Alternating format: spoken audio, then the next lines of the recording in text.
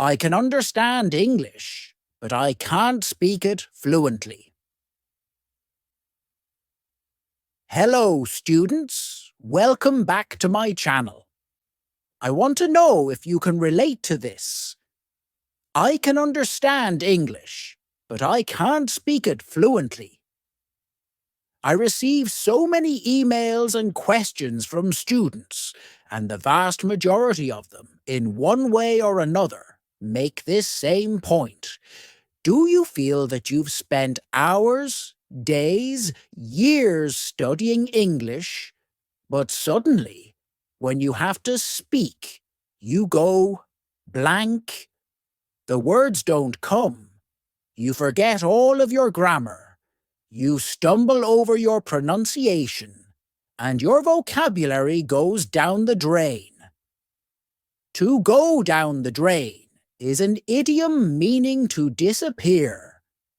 Well, this lesson is for you. I am going to help you break free from your current struggles with spoken English, and I'm going to help equip you with practical skills to strengthen your confidence in speaking English fluently. Now, before I discuss why this happens, because we have to know why before we can work to solve the problem. So, this lesson won't just improve your English skills. We can also work on your listening skills, your pronunciation skills, and your vocabulary. At the end of the video, you can test your understanding. It means you can ask any question on comment. Okay, let's go back to the question. Why do so many students feel they are able to understand English, but are unable to speak fluently when the moment arises? Well, this is mostly related to the fact that understanding a language requires the use of receptive skills, listening and reading. Most English learners focus on language input, like watching films, YouTube videos, TV shows, all in English. They listen to English-speaking podcasts and read books in English to immerse themselves in the language as much as possible. This is fantastic. Lots of us do it, and don't stop doing it. It's a great way to build vocabulary and to gain a better overall understanding of how the language functions. But, and there's always a but, this doesn't do so much to increase your fluency when speaking, because in contrast, speaking requires the use of productive skills. You need to take a more active role in your studying, and by that, I mean practice. You need to focus more on output, using the language, rather than just taking it in. We need to have a good balance between the two. But unfortunately, language output can be much harder to find than language input.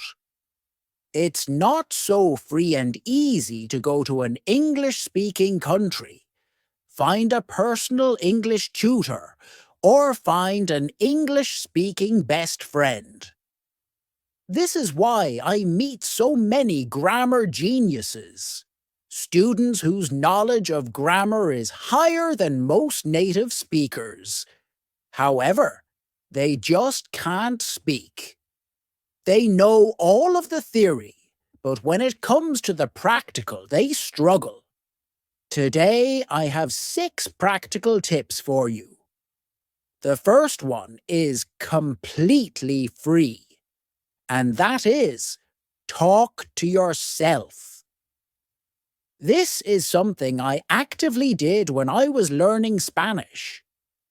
One of the simplest things you can do to increase your output is to talk to yourself, and you can start right now.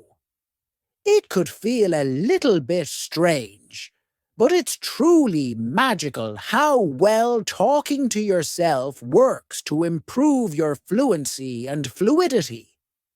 Plus, you do it all day long anyway, so why not do it in English?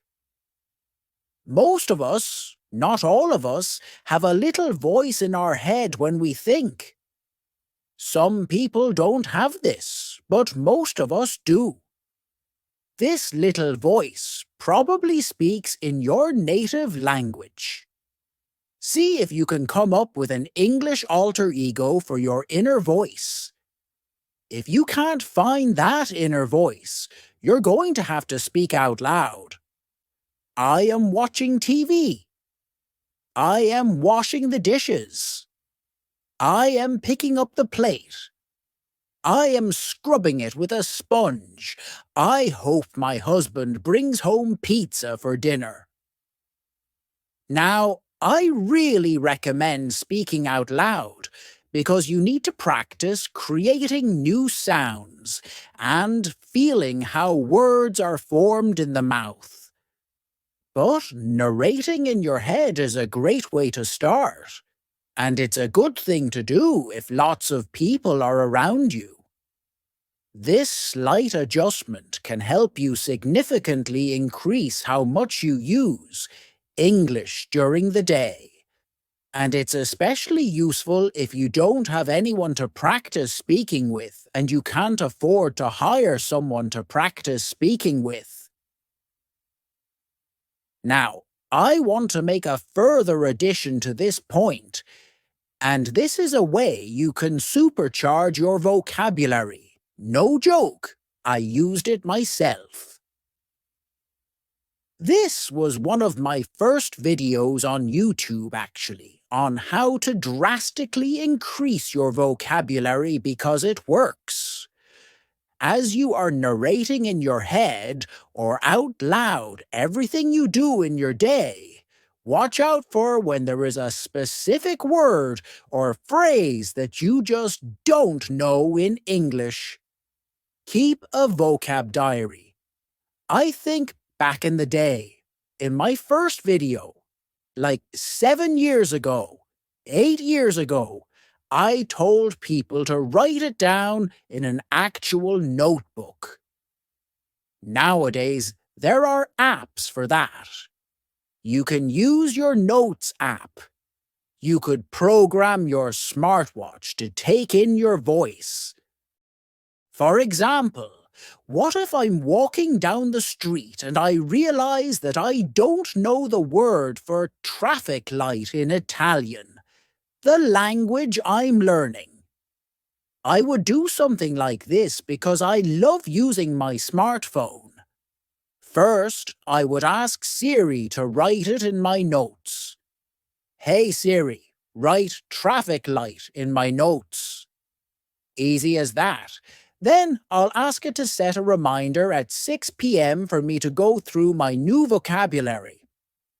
Hey Siri, set a reminder at 6 p.m. tonight to translate and review my new vocabulary. Okay. Okay, I've added it.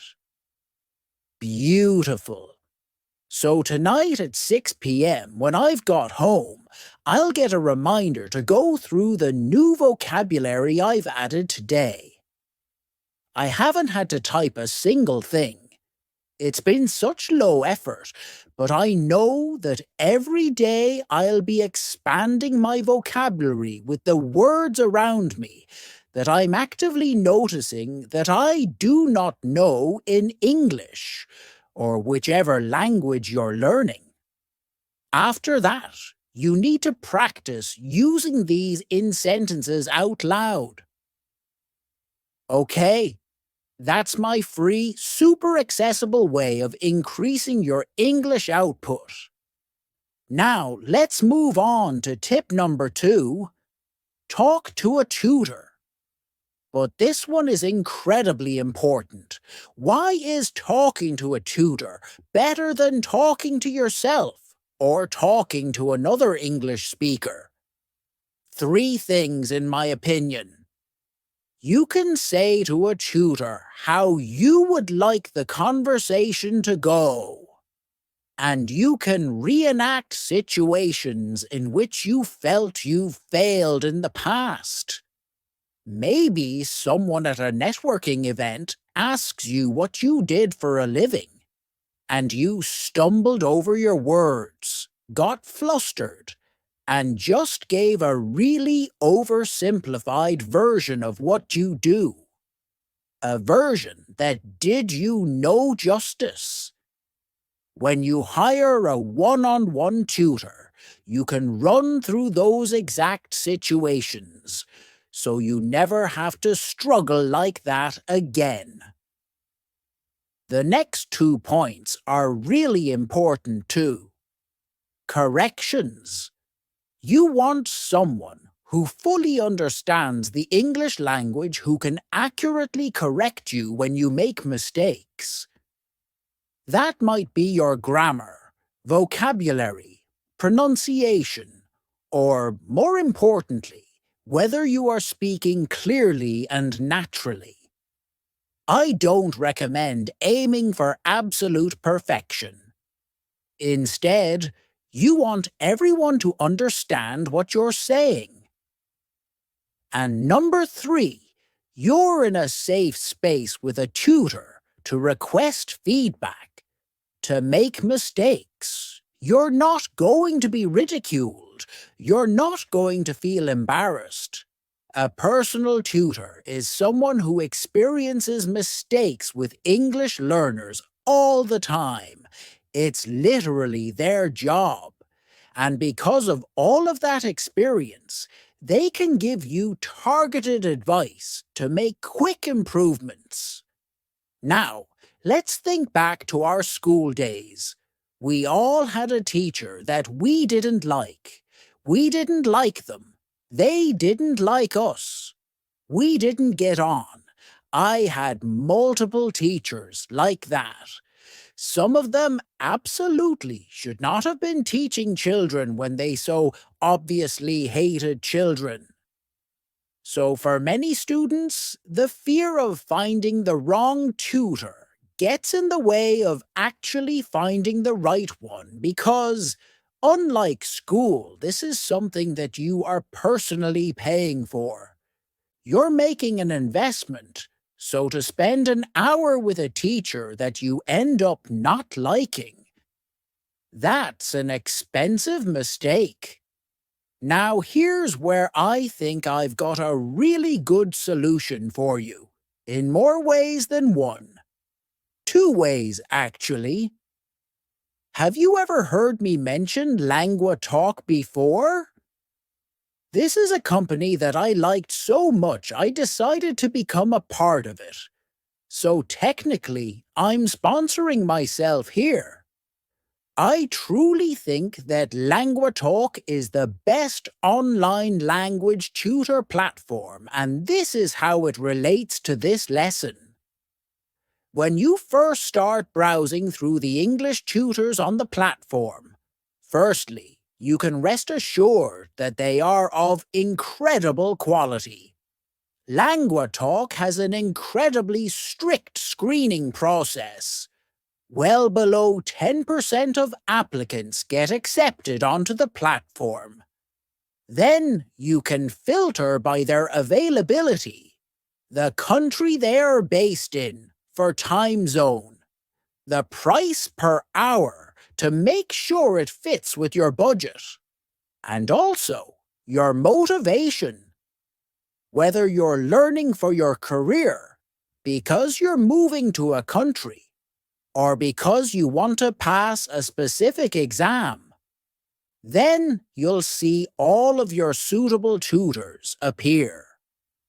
And every single one of them has a video, so you can go through your own filtration process and make sure that it's someone you will connect with. Then you'll see this button here, and this is really important. Nearly all of the tutors on Lingua Talk offer a free trial session, so you can make sure you're right for each other. That completely eliminates the risk of paying for a session with someone that isn't right for you. Then, if you want to be extra sure, I'm giving you a $10 lesson credit for free. Okay, tip number 3 involves writing. One of the best ways to get yourself prepared for speaking in any situation is to write down what it is you would like to say before speaking. Take time to write out all of the sentences you plan to say, and then practice saying them aloud. Now, I don't expect you to carry a notebook around with you and write down everything you want to say before speaking. That's just impractical. But this is an exercise that can be added to your daily English practice. The best way to approach this is to think about situations and potential conversation topics, especially those that interest you, because learning English should be fun. Also, think about questions or opportunities you get frequently. In English, we use the term elevator pitch. This refers to trying to sell something to someone that you've met in an elevator. That's American English. It would be lift in British English. You've only got a limited amount of time, so you've got to get the message across quickly and efficiently. Try to think of elevator pitch versions of your most frequently received questions. I'm thinking of ones like, "Where are you from?"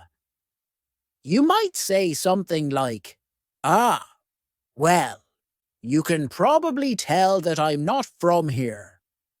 I was actually born in Italy, but then I moved to France at the age of 4. I went to college in the US, which is why I speak with a slight American accent."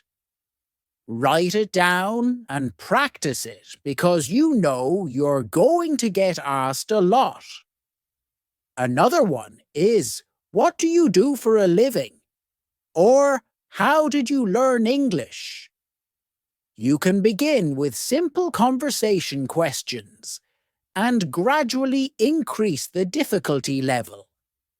This will help to build your confidence and improve your fluency over time. See, I'm not very good at giving strong opinions. So sometimes, if I'm going to an event where I know I'll be asked about a hot topic that's quite divisive, I do prepare in advance. It helps me to feel more relaxed or less anxious. I'm not somebody who can just give an eloquent opinion piece straight off the bat. Straight off the bat means immediately, with no preparation. Hence, we need preparation, written preparation. It's also a great idea to prepare these written answers and then present them in a tutor session to ask for their feedback. So many of my students have come to me with things that they frequently have to defend, almost like why they are fasting during Ramadan. That's one question that my students get a lot. Same with why they wear a hijab, why they are vegan and choose not to consume animal products, why they chose to leave their country when they love it so much. There are loads of really difficult questions that you might want to take a step back and think about to be able to give a true answer that you're really proud of and comfortable with. The biggest one, the one I get most frequently, is, of course, self-introduction. I have an entire video about this that I will leave below in the description. In that video, I explain all of the necessary steps for preparing notes to introduce yourself confidently and fluently. Okay, number 4. This is something I've said time and time again, and I wholeheartedly believe that it is the correct way forward. Focus on fluency, not perfection, or not accuracy. Fluency over accuracy every single time. You need to be understood, not applauded as a grammar genius. To me, this means that you need to start to feel comfortable making mistakes. If you avoid speaking with people out of fear of making mistakes, you're going to have nothing to learn from. You're starving yourself of opportunities. No one wants to make mistakes. It's embarrassing, and it can cause us to lose confidence. Learning and speaking in another language is a very personal, sensitive topic. But getting out of your comfort zone and making mistakes while speaking is genuinely one of the best things you can do to improve your fluency. And if you can, not everyone can, but if you can, try to have a sense of humor about it. See this as an opportunity to laugh with yourself, not at yourself. Some of my best anecdotes in Spanish come from the mistakes I made while learning Spanish. I love those stories. They're so special to me. They're great ones that I can get out at any dinner party when speaking in Spanish, and I can have the entire room laughing. I chose not to be embarrassed in the moments where I made those mistakes. I chose to take a step back and laugh at the hilarity of the situation. Now I understand it's not that way for everyone. I learned Spanish because I wanted to learn Spanish. I liked Spanish. I liked learning it. But lots of people learn English because they feel they have to. They cannot progress in their life until they have acquired the skill of speaking English. So, I understand how it's a bit harder to laugh at yourself when you don't even want to be learning the language in the first place. So, at the very least, see it as an excellent learning opportunity. And the good news is that most English speakers and other English learners are usually pretty willing to help when you need it. You just have to ask. If I talk to a non-native speaker and they make lots of mistakes, I will not correct them unless they ask me to. So, if you do want those corrections, you can say, "By the way, if I make a mistake, you can let me know." And then, to go back to point 1, I really suggest that you keep a notebook or your smartphone ready to take notes whenever you receive a correction, or just after you receive the correction, so that you can review the information later. Number 5 is not for everyone, but it works really well for some students, and I've seen it in action, and it's awesome. It's shadowing. Shadowing means copying other English speakers. It's imitation. When you are purposefully learning new words or just casually watching a video, repeat what you hear. You don't need to be thinking about sentence structure or verb, tenses, or grammar in general. Just repeat the words and sounds. By repeating the words and phrases, you're activating your mind so that you can obtain new information, understand the speaker more easily, and improve muscle memory for forming words. And practice natural word stress and pronunciation. I've noticed a few of my students involving me in shadowing. They listen to the video, and then they try to repeat exactly what I say in the exact way I said it. Again, it's not for everyone, but it's really effective. If you do want to try it, it's a big topic. So let me know if you would like a lesson on shadowing where I can guide you through it, and I'd be more than happy to put that together for you. Just let me know. If there's no interest, I won't bother.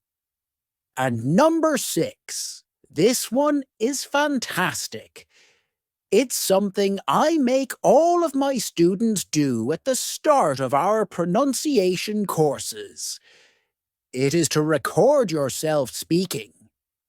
Have you ever heard a recording of yourself speaking in your own language and felt really surprised at how you actually sound? I had this. Used to make radio shows when I was a child, recording onto tapes, so vintage, and then CDs. Yeah, CDs after. And I was amazed at how different my voice sounded.